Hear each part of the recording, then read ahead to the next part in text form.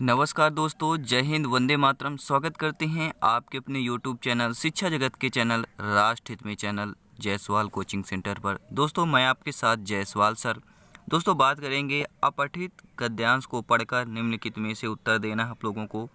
और अपठित पद्यांश और गद्यांश दोनों लेकर आए, क्योंकि आपको पता है दोस्तों आपके एग्जाम में दोनों टाइप के प्रश्न गद्यांश भी आते हैं और आपका पद्यांश भी आता है।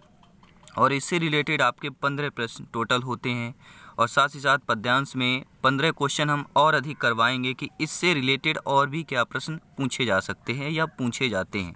तो आइए गद्यांश के पहले प्रश्न देखते हैं। गद्यांश पढ़ते हैं। गद्यांश यह दिया है कि हम मनुष्यों का कुछ न कुछ बनने का स्वप्न होता है।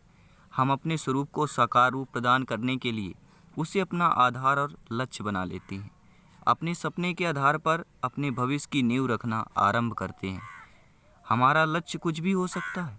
हम चिकित्सक, इंजीनियर, राजनेता, अभिनेता, सरकारी कर्मचारी, अध्यापक कुछ भी बनने की सोच सकते हैं। हमारी शिक्षा का स्तर भी लक्ष्य के आधार पर बढ़ने लगता है। शिक्षा एक ऐसा माध्यम है जो लक्ष्य तक पहुंचने का मार्ग है। शिक्षा ही लक्ष्य तक पहुंचाकर सपने को साकार करती है और यह मनुष्य के रत्न के समान है जो किसी के द्वारा चुराया व मिटाया नहीं जा सकता। यह दोस्तों आपका गद्यांश था और इस गद्यांश से रिलेटेड प्रश्न लेते हैं। और इस गद्यांश से रिलेटेड पहला प्रश्न पूछा जा रहा है दोस्तों कि उक्त गद्यांश को पढ़कर बताइए कि मनुष्य का आधार व लक्ष्य क्या होता है। तो मनुष्य का आधार व लक्ष्य यहाँ पे क्या होता है? स्वयं के सपने को साकार करना। मनुष्य का जो आधार होता है, आधार और लक्ष्य क्या होता है? जो अपने सपने होते हैं, यानी स्वयं के सपने को साकार करना ही आधार और लक्ष्य होता है। अकॉर्डिंग टू गद्यांश की बात करेंगे। अगला प्रश्न इस गद्यांश से ले रहे हैं दोस्तों। प्रश्न पूछा जा रहा है आपके, वैसे गद्यांश से आपके 6 से 7 प्रश्न पूछे जाते हैं, लेकिन इस पर हम 2 ही प्रश्न लिए हैं और भी इसी टाइप से प्रश्न पूछे जा सकते हैं। तो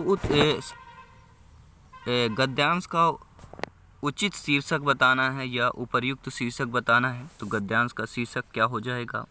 तो गद्यांश का शीर्षक हो जाएगा शिक्षा का महत्व। लेकिन यहाँ पर शिक्षा की बात की गई है तो शिक्षा का महत्व हो जाएगा यहाँ पे उचित शीर्षक, उपर्युक्त शीर्षक। अब बात करेंगे आपके अपठित पद्यांश को पढ़कर निम्न प्रश्नों को उत्तर देना है। आइए अपठित पद्यांश पढ़ते हैं। पद्यांश आपका क्या कह रहा है दोस्तों? पद्यांश है, रात यूं कहने लगा मुझसे गगन का चांद, आदमी भी क्या अनोखा जीव होता है। उलझने अपनी बनाकर आप ही फंसता, और फिर बेचैन हो जाता, न सोता है न जानता है तू कि मैं कितना पुराना। मैं चुका हूँ देख मनु को जन्मते मरते, और लाखों बार तुझसे पागलों को भी चांदनी में बैठ सपनों पर ही सही करते। अब ये आपका पद्यांश था। कुछ तो दोस्तों के पद्यांश भी समझ में आ गया होगा कि पद्यांश आखिर क्या है। चलिए इस पद्यांश से हम प्रश्न ले रहे हैं कि कवि के अनुसार कौन अपने उलझने पैदा कर फंसता है। कौन फंसता है? देखिए यहाँ पे दिया है, मैं आपको डायरेक्टली यहाँ पे पद्यांश पे ले जाऊँगा। उलझने अपनी बनाकर आप ही फंसता है। क्या दिया गया है? उलझने बनाकर अपने आप ही फंसता है। तो यहाँ पे ये बताना उलझने पैदा कर फंसता है। कवि के अनुसार कौन अपने आप उलझने पैदा करके फंसता है? तो कौन फंसता है यहाँ पर हो जाएगा आदमी फंसता है। कौन फंसता है यहाँ पे? आदमी फंसता है। अगला प्रश्न है कि अनोखा जीव का समानार्थी है। समानार्थी क्या कहेंगे? अनोखा जीव, तो यह हो जाएगा अद्भुत प्राणी। कहते हैं ना अनोखा है, अद्भुत प्राणी है, अनोखा जीव है।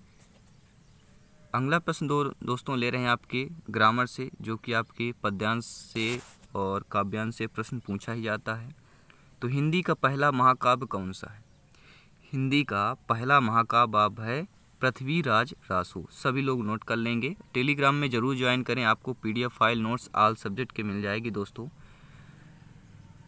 समास में दोनों पद प्रधान होते हैं।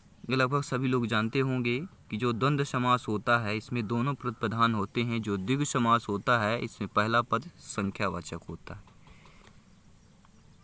अगला प्रश्न यहाँ पे है कि कौन सा विपरीत अर्थ वाला शब्द युग्म, विपरीतार्थक शब्द युग्म बताना है, यानी विपरीत अर्थ वाला।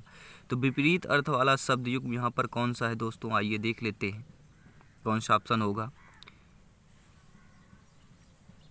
स्थावर और जंगम, क्या हो जाएगा, स्थावर और जंगम क्या है, विपरीत अर्थक शब्द युग्म है।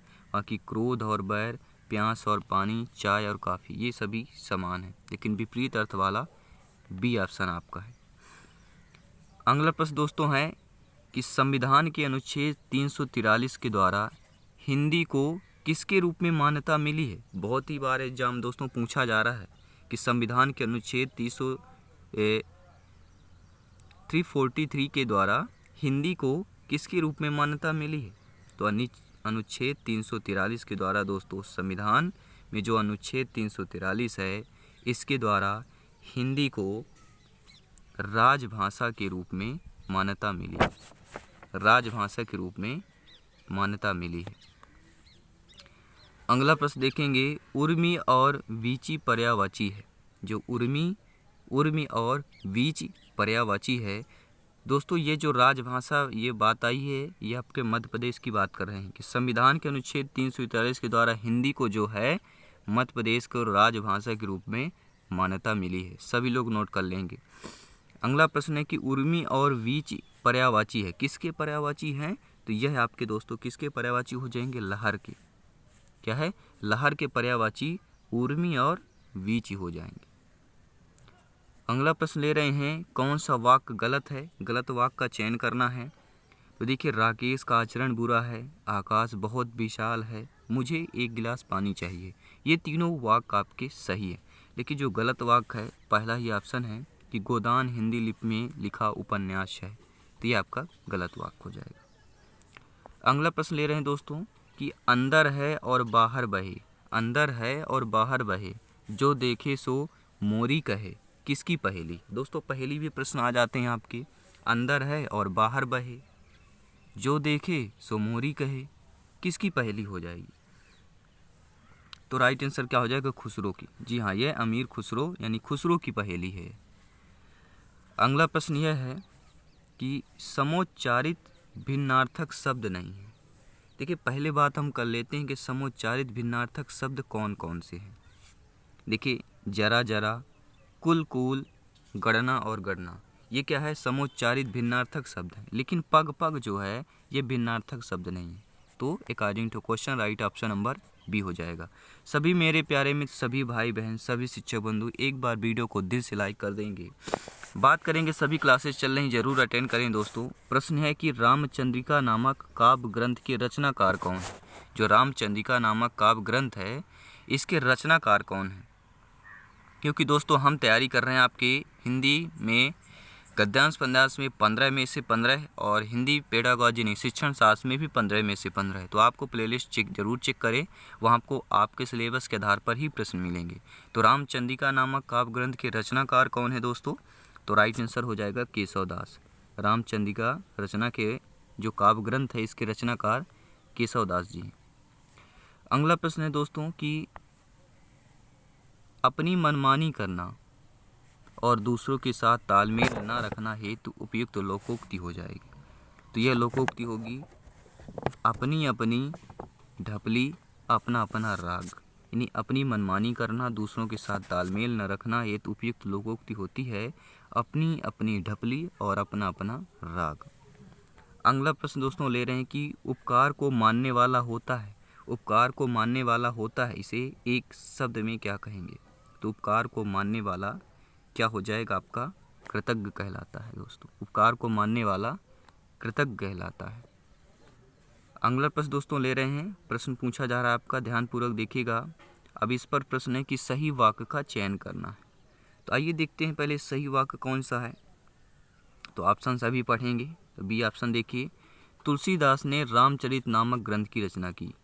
अब देखिए, तुलसीदास ने रामचरितमानस नामक ग्रंथ की निर्माण किया। तो निर्माण नहीं किया है, ना ही बनाया है, ना ही आपके ग्रंथ की सृष्टि की है। क्या है, तुलसीदास जी ने रामचरित नामक ग्रंथ की रचना की है। तो रचना वाला सही हो जाएगा, बी ऑप्शन सही हो जाएगा। दोस्तों छोटे छोटे प्रश्न होते हैं और यही इसी टाइप से प्रश्न पूछे जाते हैं। अब निम्नलिखित में से कौन सा विकल्प जो है विलोमार्थी नहीं है, यानी विलोम अर्थ वाला कौन सा विकल्प नहीं है। पहले जान लेते हैं विलोम अर्थ वाला विकल्प। तो विलोम अर्थ वाला विकल्प है आपका षष्ठी और प्रलय, अस्त और उदय, जड़ और चेतन। ये क्या है, विलोम अर्थ वाले हैं। लेकिन क्रम और अनुक्रम जो है ये विलोम अर्थ वाला शब्द नहीं है, विलोम अर्थ वाला विकल्प नहीं है। तो सी ऑप्शन हो जाएगा अकॉर्डिंग टू क्वेश्चंस।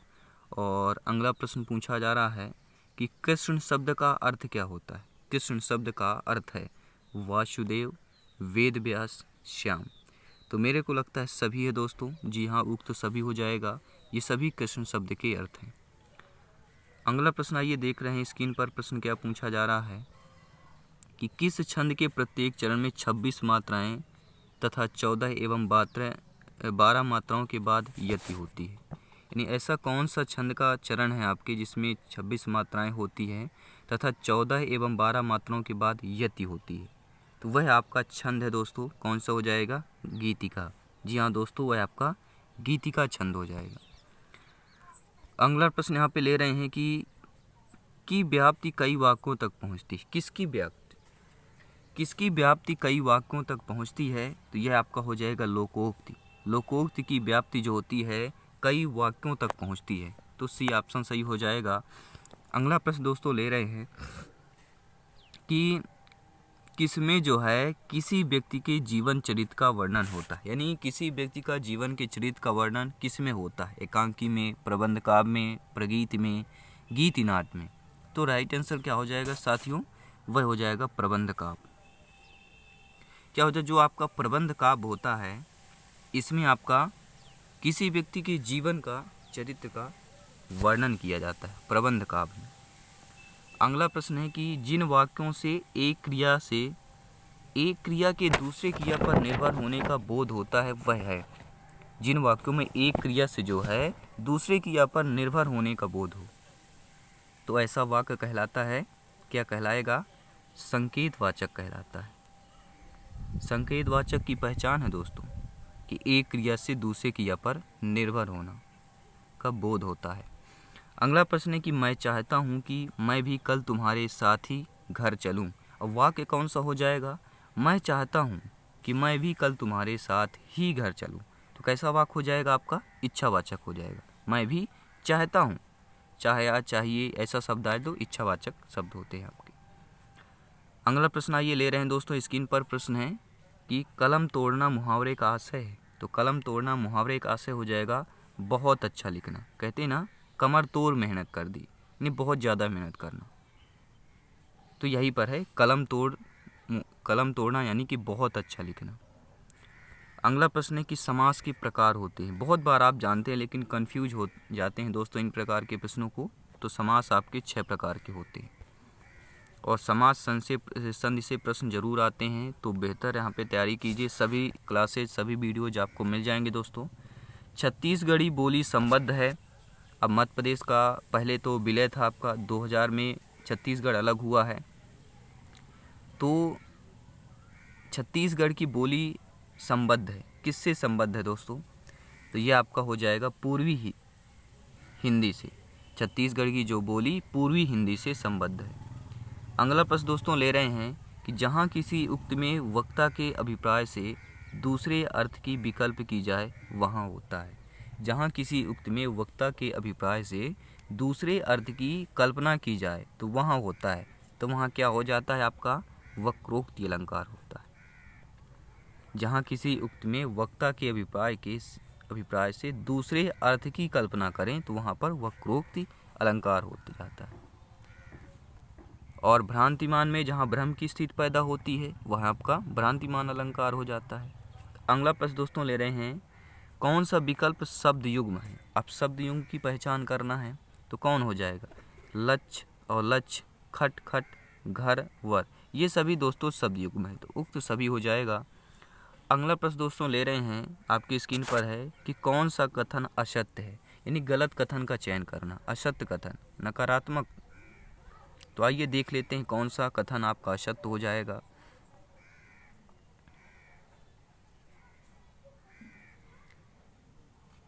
तो आंसर क्या हो जाएगा आपका, महाकाव्य में अद्भुत रस का प्रधान रहता है, ये आपका कथन असत्य है।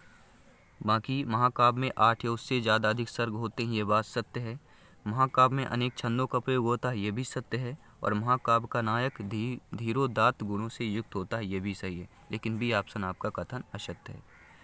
अगला प्रश्न दोस्तों ले रहे हैं कि कुंडलीय छंद किन 2 छंदों से मिलकर बना है। तो कुंडलीय जो छंद है दोस्तों, यह आपका दोहा और रोला, इन दोनों छंदों से मिलकर बना। कुंडलीय छंद जो है दोहा और रोला से मिलकर बना हुआ है। और एक एक्स्ट्रा प्रश्न ले रहे हैं दोस्तों 31, यानी टोटल हमने 30 क्वेश्चन कंप्लीट कर लिए हैं। एक क्वेश्चन एक्स्ट्रा है, ये भी प्रश्न हमने लेने की कोशिश की क्योंकि बहुत बार एग्जाम में आया गया है और आने वाले चांसेज हैं। परीक्षा लेने के लिए मुहावरा होगा, परीक्षा लेना क्या मुहावरा हो जाएगा? तो कसौटी करना, कसौटी कसना, सॉरी, परीक्षा लेना यानी कि कसौटी पर कसना, तो ये हो जाएगा सी ऑप्शन। दोस्तों उम्मीद करता हूँ ये गद्यांश पद्यांश का वीडियो आपको कैसा लगे। दोस्तों यह पार्ट नंबर 6वां था, इसके पिछले पार्ट देखना है, प्लेलिस्ट ज़रूर चेक करें, आपको सभी क्लासेस मिल जाएंगी। प्लेलिस्ट में जाना दोस्तों, चेक करेंगे, आज सब्जेक्ट की क्लासेस मिलेगी, कंसेप्ट की क्लास मिलेगी, आपके शिक्षण साथ पेडागोजी की क्लास मिलेगी, क्योंकि हम बात करते हैं हमारी इच्छा राष्ट्र हित में शिक्षा, जायसवाल कोचिंग सेंटर। यहाँ पर आपके सिलेबस के आधार पर, आपके एग्जाम पैटर्न के आधार पर ही प्रश्न लाया जाता है, कंसेप्ट लाया जाता है। दोस्तों सभी मित्रों का मेरा जय हिंद, वंदे मातरम। हंसते रहिए, मुस्कुराते रहिए, आप खुशहाल रहें, आपका परिवार खुशहाल रहे, स्वस्थ रहें, आपका परिवार स्वस्थ रहे। ये भी एक शिक्षा जगत का परिवार है, इसे भी सपोर्ट और लाइक और शेयर करते रहे। दोस्तों मिलते हैं नेक्स्ट क्लास में, धन्यवाद।